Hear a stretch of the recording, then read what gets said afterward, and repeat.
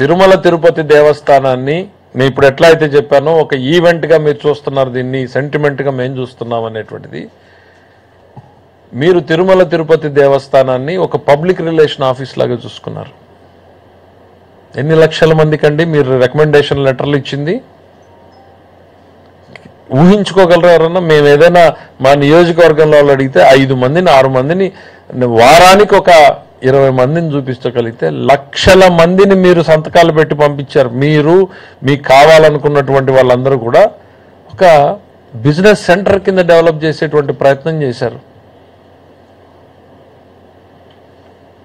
నేను అనుకోవడం ఇవి వినడానికే కష్టంగా ఉంది. ఇంకా భవిష్యత్తులో మీరు చేసినటువంటి పాపాలు ఎన్నెన్ని వెలుగులోకి వస్తాయో ఇవన్నీ ఎవరో తెచ్చేది కాదు, సాక్షాత్తు వెంకటేశ్వర స్వామి ఇవన్నీ బయటికి తెస్తాడు. మీరు చేసినటువంటి పాపాలు ఆలస్యం అవుతుంది కానీ శిక్ష నుంచి మీరు ఎవరో కూడా తప్పించుకోలేరు.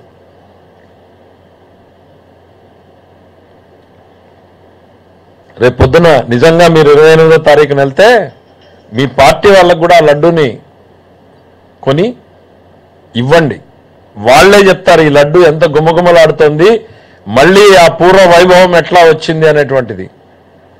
మీ పాలనకు మా పాలనకు రేపొద్దున మీ కార్యకర్తలే నిజాలు చెప్పేటువంటి పరిస్థితులు వస్తాయి. ఎందుకంటే వాళ్ళు కూడా చాలా మంది దేవుణ్ణి నమ్మేవాళ్ళు ఉన్నారు, ఈ దేవుణ్ణి నమ్మేవాళ్ళు ఉన్నారు. మీకు నమ్మకం లేకపోవచ్చు, నేను మళ్ళీ చెప్తున్నా, మీకు నమ్మకం లేకపోవచ్చు. ఆ దేవదేవుణ్ణి నమ్మేటువంటి వాళ్ళు కోట్లాది మంది ఉన్నారు.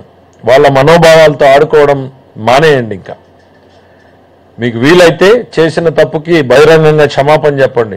చెప్పలేకపోతే కనీసం మనసులో అయినా చెప్పుకుని ఇక అడుగు బయటకు పెట్టకండి. ఈ విషయంలో నోరు మెదపకండి. Thank you.